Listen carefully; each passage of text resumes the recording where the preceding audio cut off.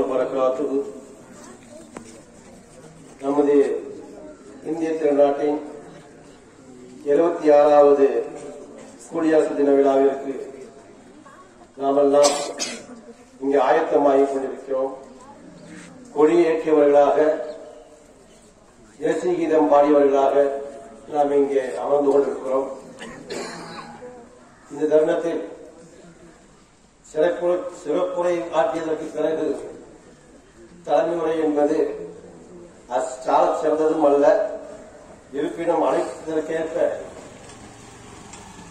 நமது இந்திய திருநாட்டிற்காக வேண்டி அரும்பாடுபட்டவர்கள், ஏராளமான ஹாஃபிதுகள், ஆலிம்கள், முக்கிய பிரமுகர்கள், அதேபோன்று அனைத்து மதத்தினர்களும் இதற்காக வேண்டி அரும்பாடுபட்டிருக்கிறார்கள், தியாகம் மேற்கொண்டிருக்கிறார்கள்.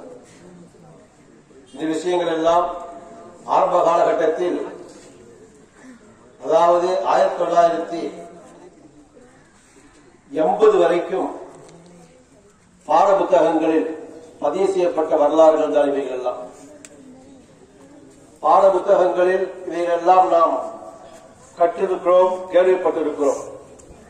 நாளடைவில் 1980க்கு பிறகு சன்னம் சன்னமாக, கொஞ்சம் கொஞ்சமாக, நடுவில் சில பக்கம் காணும் என்று சொல்வது போன்று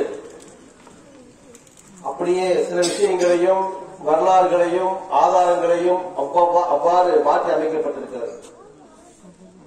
அத்திப்பட்டி என்ற ஒரு கிராமம் காணாமல் போனது போன்று இந்திய திருநாட்டினுடைய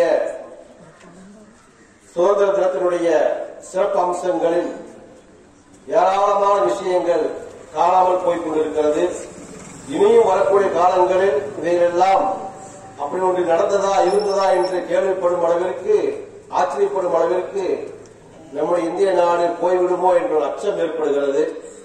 ஆகையினால் இளைய தலைமுறையாக இருக்கக்கூடிய மாணவ செல்வங்கள் சுதந்திரத்தினுடைய வரலாறுகளையும், பிரிட்டிஷ் அரசால் நமக்கு நேர்ந்த தொல்லைகளையும், நாம் எவ்வாறு 1921 நாம் மிகப்பெரிய வேதனைக்குள்ளாக்கப்பட்டோம், 1947 எந்த அளவுக்கு நாம் வேதனைக்குள்ளாக்கப்பட்டோம் என்ற விஷயங்கள் எல்லாம், அந்த வரலாறுகள் எல்லாம் ஒவ்வொரு மாணவர்களும், இனி வரக்கூடிய ஜெனரேஷனில் அனைவர்களும் கற்றறிந்திருக்க வேண்டும்.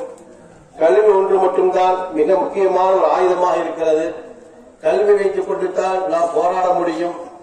அஹிம்சையின் மூலமாக, அறிவாற்றல் மூலமாகத்தான் நாம் வெல்ல முடியும்.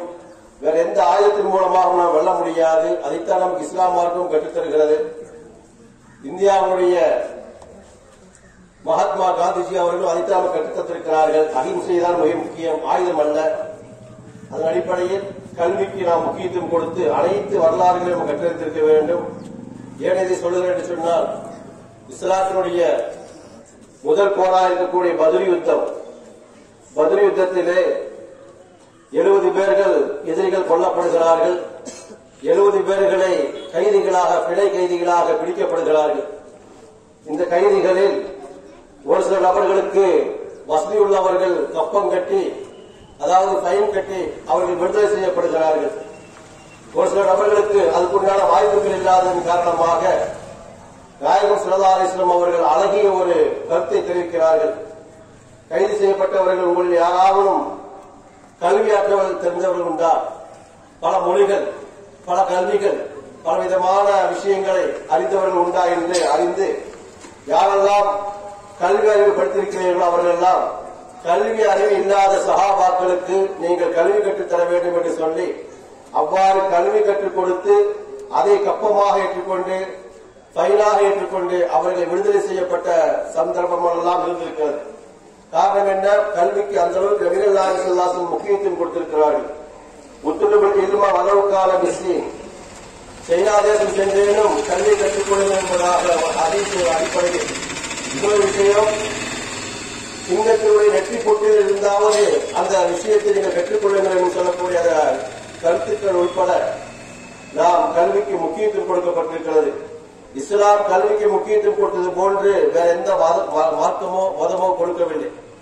ஆகையினால் இஸ்லாத்தில் இருக்கக்கூடிய நம் சமூக மக்கள், மற்ற சமூக மக்கள் அத்தனை பேர்களுமே கல்விக்கு முக்கியத்துவம் கொடுத்து இதுபோன்ற வரலாறுகளை, இந்திய நாட்டின் வரலாறுகளை, உலக வரலாறுகளை எல்லாம் நாம் அறிந்திருக்க வேண்டும்.